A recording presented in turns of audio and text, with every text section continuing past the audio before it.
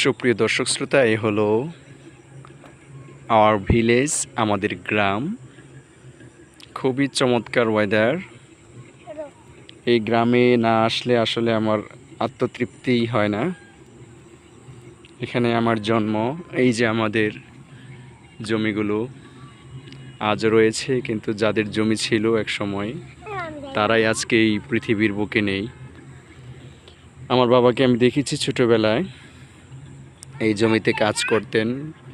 বিকেলবেলা যখন এরকম সূর্য হেলে পড়ে যাচ্ছিল, আসরের টাইম প্রায় শেষ হয়ে যাবে,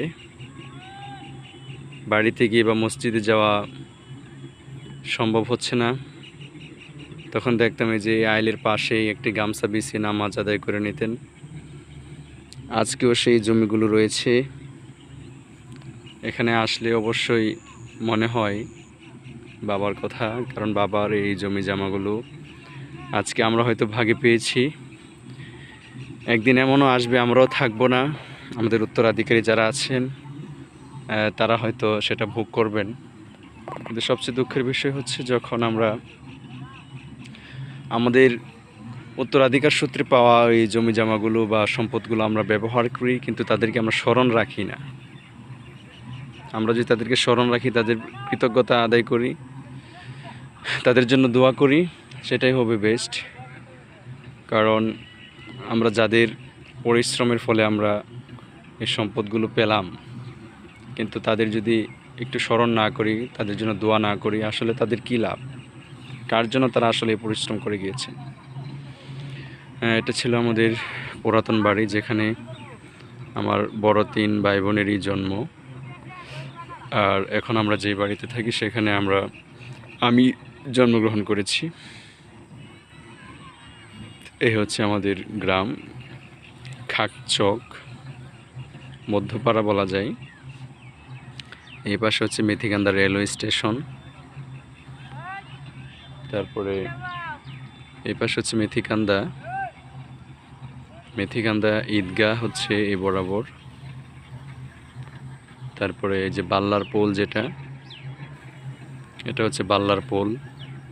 এখানে 3 ব্রিজ, নরসিংদী রায়পুরা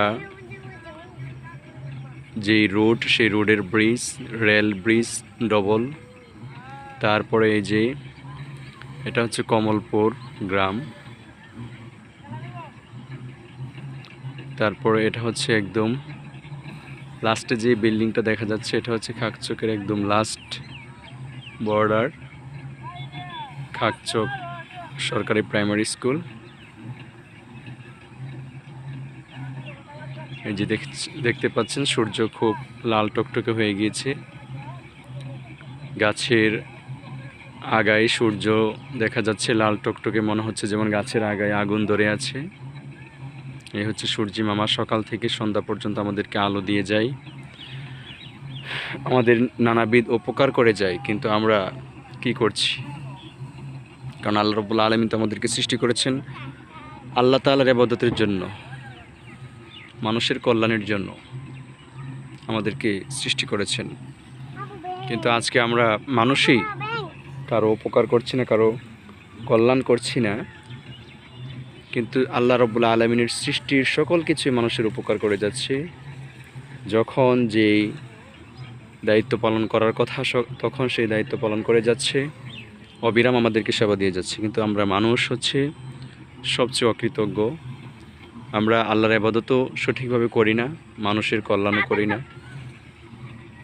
মানুষের বিবেকটাকে কাজে লাগিয়ে প্রকৃতপক্ষে মানুষের সার্বিকভাবে আল্লাহ রাব্বুল আলামিনের ইবাদত করা উচিত, তার কৃতজ্ঞতা হওয়া উচিত, এবং প্রত্যেক মানুষেরই সেবা করা উচিত, মানুষের প্রতি কৃতজ্ঞতা হওয়া উচিত, পিতামাতার প্রতি কৃতজ্ঞ হওয়া উচিত।